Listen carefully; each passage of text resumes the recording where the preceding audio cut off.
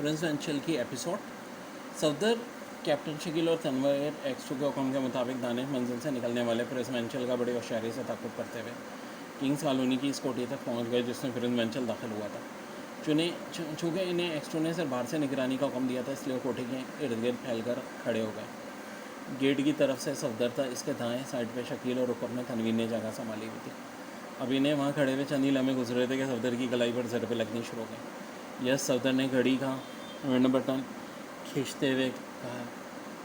सफदर, मैं तनवीर बोल रहा हूँ। अभी अभी इमरान एक टैक्सी से उतरकर कोठी के ऊपर में मौजूद गटर लाइन में उतर गया। इसने मुझे नहीं देखा, क्या ख्याल इसके पीछे जाए या नहीं? तनवीर क्या है?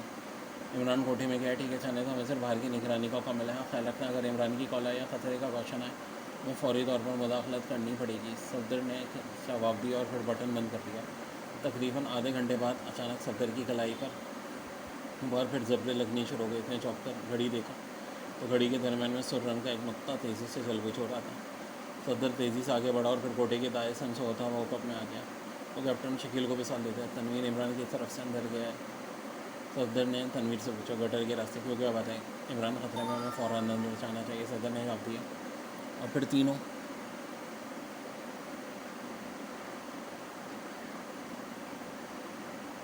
बर रफ्तारी से आगे बढ़ते हुए गटर के दूसरे धोने के करीब पहुंच गए। फिर सबसे पहले सफदर बाहर निकला और उसके पीछे कैप्टन शकील और तनवीर भी आ गए। इमरान ने सब इधर उधर देखा और फिर उसकी नज़र सब ने खड़ी हुई खिड़की पे पड़ी थी और इसकी तरफ पलटा। इसने सर उठाकर बाथरूम की तरफ का जायज़ा लिया। दूसरे लम्हे बाजुओं के बल पर वो चलकर कमरे में दाखिल हो चुका था। फिर जब तक सफदर अंदरूनी दरवाजे तक पहुंचा, कैप्टन शकील और तनवीर भी बाथरूम में दाखिल हो चुके थे। सफदर ने इमरान पर हल्का सा दबाव डाला। कमरा खाली ही महसूस हो रहा था। सफदर ने इन दोनों को अपने पीछे आने का मशवरा किया और फिर तीनों यके बाद दीगरे झपटकर कमरे में दाखिल हो गए। कमरे में दाखिल के वक्त जेबों में मौजूद रिवॉल्वर इनके हाथों में आ चुके थे, पर जैसे वो कमरे के अंदर पहुँचे, एक कड़क आवाज़ उनके कानों से टकराई, हैंड्स अप, और वो तीनों टटक कर रुक गए। इन्होंने तकरीबन 10 स्टैंड गनों से मुसल्लह आदमी घेर चुके थे।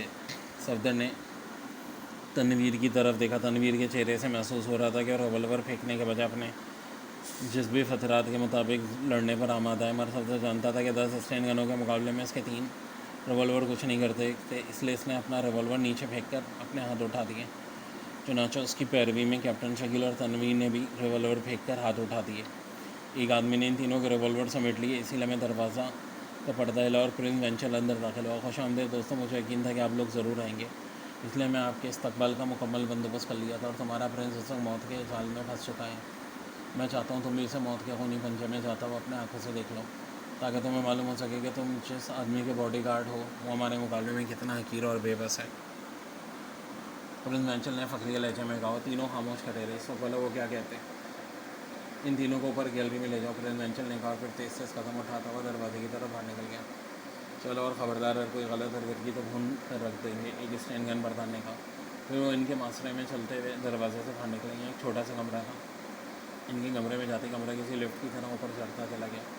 थोड़ी देर ऊपर जाकर कमरा रुक गया और फिर वो तीनों कमरे से बाहर निकले।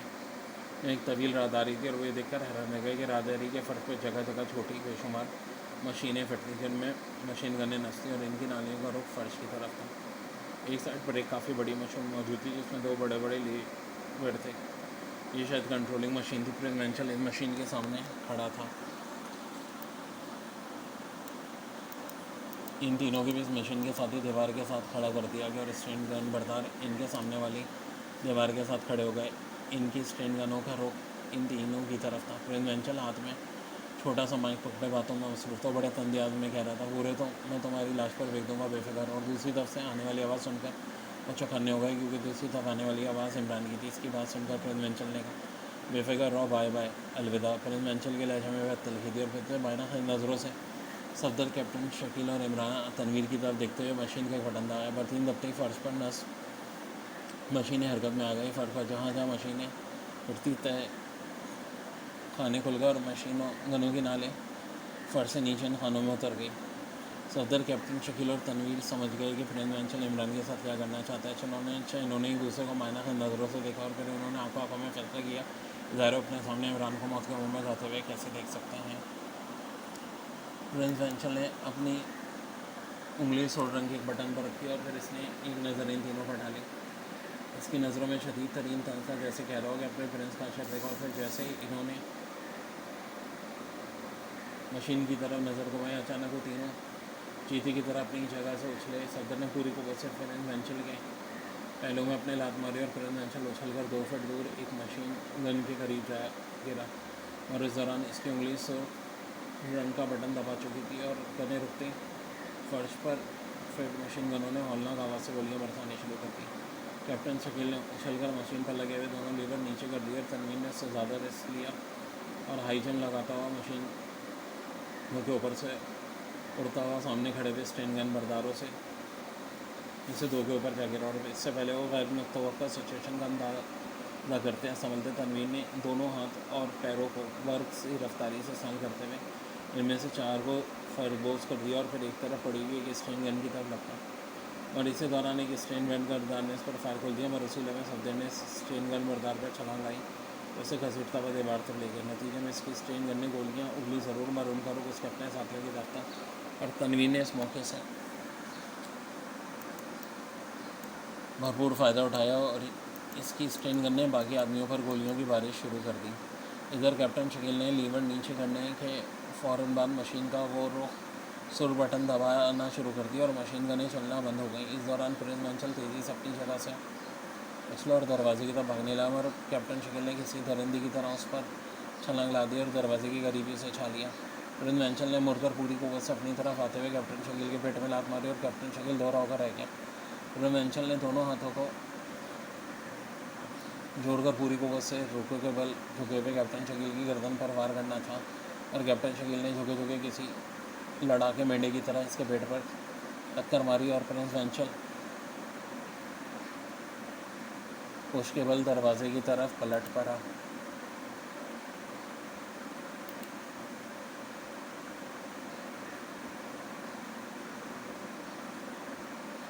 इससे पहले कि कैप्टन शकील उसे छाप लेता, अचानक दरवाजे में से 3 मशीन बरदार दाखिल हुए और इनमें से एक की तरफ आ गई। खबरदार, जिस हालत में वो रुक जाओ। और फिर प्रिंस वेंचल भी उछल कर खड़ा हो गया। कैप्टन शकील का बराह रास्त इनकी जद में था और सफदर और तनवीर भी इनकी ज़ोर से बाहर नहीं थे। इस वक्त इन दोनों की पोजीशन ऐसी थी कि और वो इन आदत हमला आवरों पर फायरिंग करते तो गोलियां पहले दरमियान में मौजूद कैप्टन शकील को छाट जाती। और कैप्टन शकील चूँकि खाली आता इसलिए अपनी जगह बेबस हो गया था।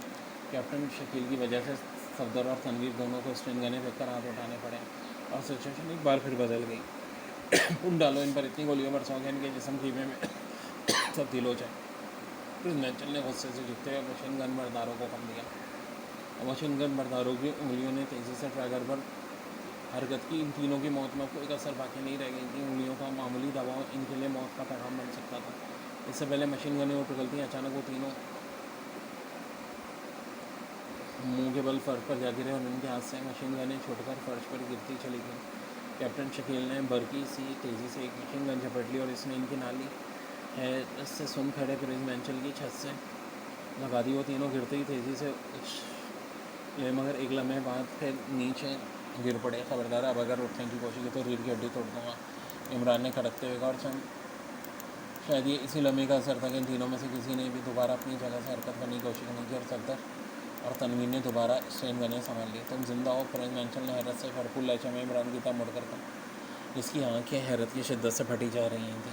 आप प्रिंस वेंचल, अच्छी तरह देख लो कि मैं जिंदा हूँ। मैंने तुम्हें क्या कहा था अभी? ना जाने तुम मेरी किसकी सदा की दात होगी, इमरान ने सहरीले लहजे में कहा। और फिर तनवीर से मुखातिब होकर कहा, इन तीनों को लाश में तब्दील कर दो। तनवीर ये तुम्हारा शिकार है और तनवीर को तो ऐसा मौका खुदा दे। इससे पहले इमरान की बात खत्म होती ने ट्रैगर दबा दी और वो तीनों फर्श पर पड़े मेंढकों की तरह गोलियों की बारिश में चंद लम्हे उछलते रहे और फिर ठंडे पड़ गए। अब बताओ प्रिंस, तुम्हारा क्या असर किया जाए? जल्दी बचाओ, इमरान ने तर लहजे में प्रिंस वेंचल ने। मगर तुम जिंदा कैसे बच निकले? प्रिंस वेंचल ने इसकी बात का जवाब देने का जवाब उल्टा सवाल कर दिया।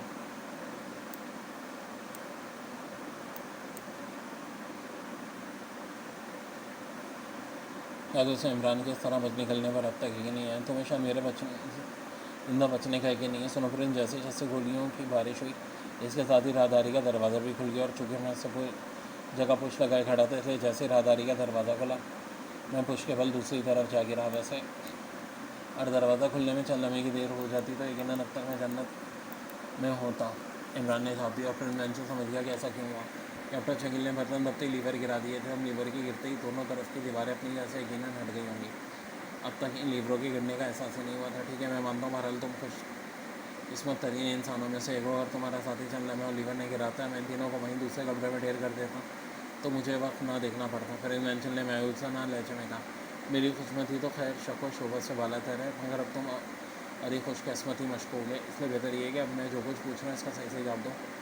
नया रखो, बाद में तुमने मौत की दुआएं मांगनी और तुम्हारी दुआएं कबूल नहीं होनी। इमरान ने सच लहजे में कहा, तुम क्या पूछना चाहते हो? फिर इन्वेंशन ने दाम पेश किया, ये कि तुम्हारा असल मिशन क्या है? मेरा असल मिशन ये है कि मैंने हैकम आज़म का इलेक्शन जीतना है। फिर इन्वेंशन ने मुस्कुराते था। इमरान चंद में खामोशी से प्रेसिडेंशियल की तरफ देखता रहा। फिर उसने अपने साथियों से कहा, तुम बाहर जाकर पैरा दो, इस कमरे में मौजूद तमाम सामान में समेट लो और यहाँ जो कुछ भी है इसमें से तुमने मुदाखला नहीं करनी और ना किसी को मुदाखला करने दो, ताकि मैं इत्मीनान से प्रेसिडेंशियल को हैमा के आज़म बना सकूँ।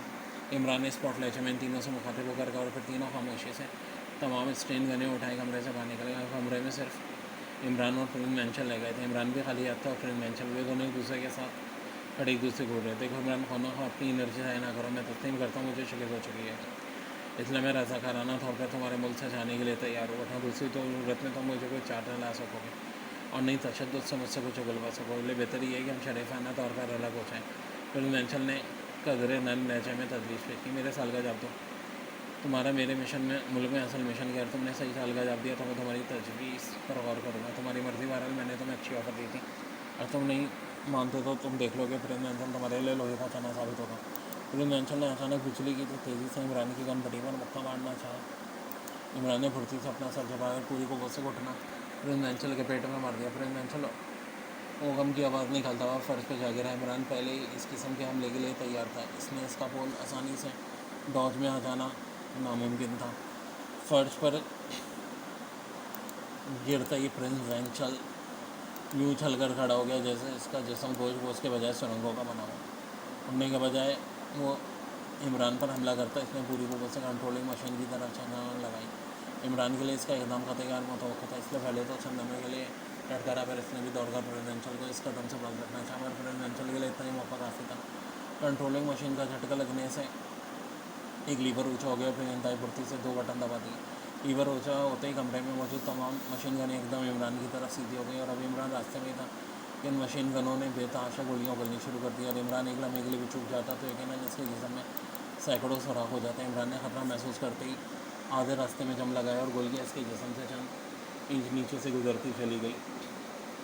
प्रिंस मेंशल ने तेज़ी से लीवर को कंट्रोल करके मशीन गन का रुख ऊँचा करना चाहा, मगर इमरान वाला भी इसे इतना मौका देने वाला कहाँ था।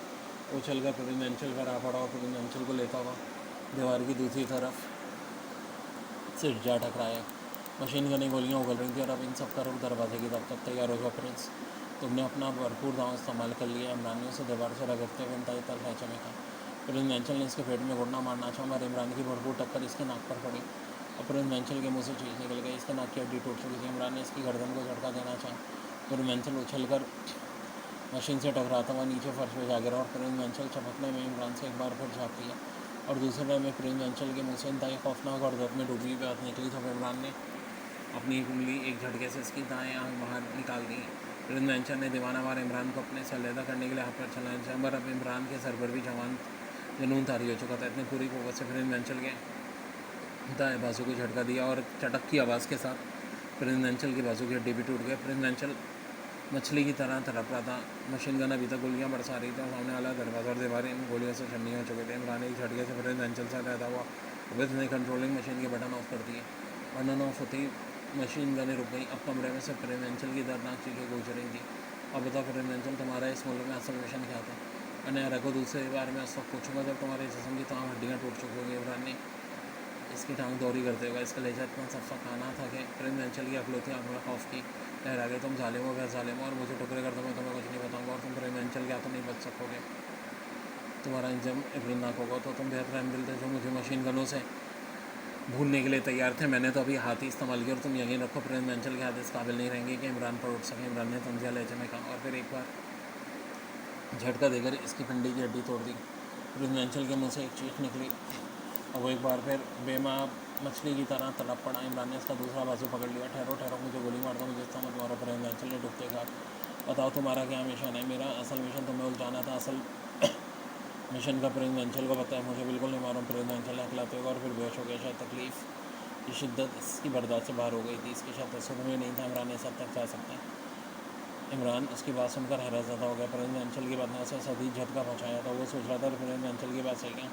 वह ज़िंदगी में पहली बार किसी मुजरिम के हाथों अहमद बन गया। इसने एक लम्हे के लिए अपने सर पर हाथ फेरा और फिर दूसरे में प्रेसिडेंशियल के गल पे थप्पड़ पड़ा। थप्पड़ में इतनी शिद्दत थी कि प्रेसिडेंशियल दोबारा होश में आ गया। इसके मुँह से खरा निकला, और तुम प्रेसिडेंशियल नहीं हो तो असल प्रेसिडेंशियल कौन है? जल्दी ही बताओ। इमरान ने इंतहाई खड़क लहजे, एक सूरत में बताऊंगा और तुम वादा करो मुझे गोली मार दो।